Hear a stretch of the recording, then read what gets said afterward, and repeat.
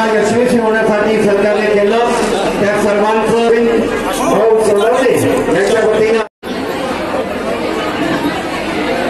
कृपया सर्व भक्तांना विनंती आहे, आपण शांततेमध्ये रांगेमध्ये या आणि डाव्या बाजूने करा, हे करू नका. आपण चिठ्ठी टाकायची आहे, रुद्राक्ष मिळेल. मनीषा लाइटिंग वाले भाई साहब, बाहर के पंखे स्टेज के पंखे शुरू कर लो. रुद्राक्ष कृपया आपण दक्षता घ्यायची आहे.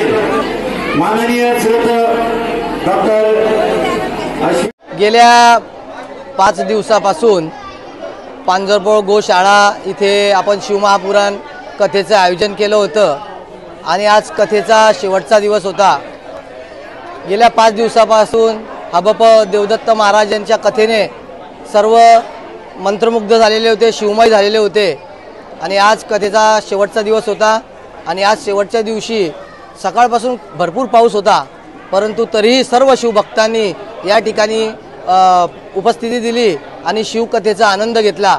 आणि आज या ठिकाणी आपण नेपाळ येथून आणलेले महाशिवरात्रीला सिद्ध केलेले रुद्राक्षसुद्धा वाटलेले आहे. रुद्राक्ष हे साक्षात महादेवाचा अंश आहे. महादेव ज्यावेळेला ध्यानस्थ बसलेले होते त्यावेळेला त्यांच्या नेत्रातून जल पडलं आणि त्या जलापासून रुद्राक्षाची उत्पत्ती झाली. आणि हा रुद्राक्ष साक्षात शिवाचा अंश असल्यामुळे जो या रुद्राक्षाचं धारण करेल त्याला कधीही अकाल मृत्यू येणार नाही, असा या महादेवाचा आशीर्वाद आहे.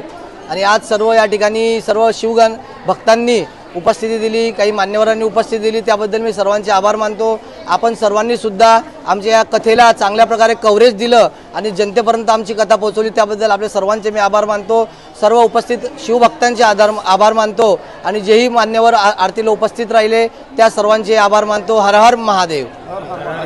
आपण आजपर्यंत जवळजवळ हजारोच्या संख्येने रुद्राक्ष वाटप केलेले आहे आणि हे रुद्राक्ष नुसते साधे रुद्राक्ष नसून आपण याला सिद्ध केलेले आहेत. महाशिवरात्रीला सिद्ध केलेली जी महादेवाची आवडती रात्र आहे महाशिवरात्र, त्या महाशिवरात्रीला आपण त्यांना सिद्ध केलेले आहे. आणि आज आपण शिवभक्तांना आजही आपण रुद्राक्ष वाटलेले आहे आणि यापूर्वी आम्ही सर्व शिवभक्तांना शिवमंदिरांमध्ये जाऊन रुद्राक्ष वाटप करत असतो.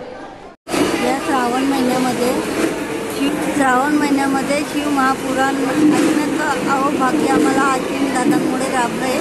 आम्ही खूप भाग्यवान ठरलो खरंच. आम्हाला या गोशाळेमध्ये पवित्र ठिकाणी शिवपुराण महाकथा ऐकायला मिळाली.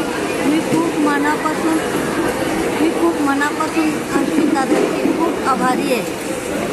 मला अक्षरशः कथा ऐकता डोळ्यात पाणी आलं तर मला खूप श्रद्धा आहे माझी महादेवावर. खूप आशा आहे. भोले का सहारा देगा हमारा.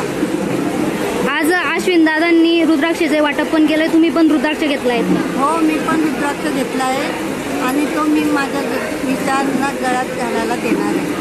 कारण ते शिवपुराण ऐकायला येत नाही तर मी इथला तो प्रसाद म्हणून त्यांना देणार.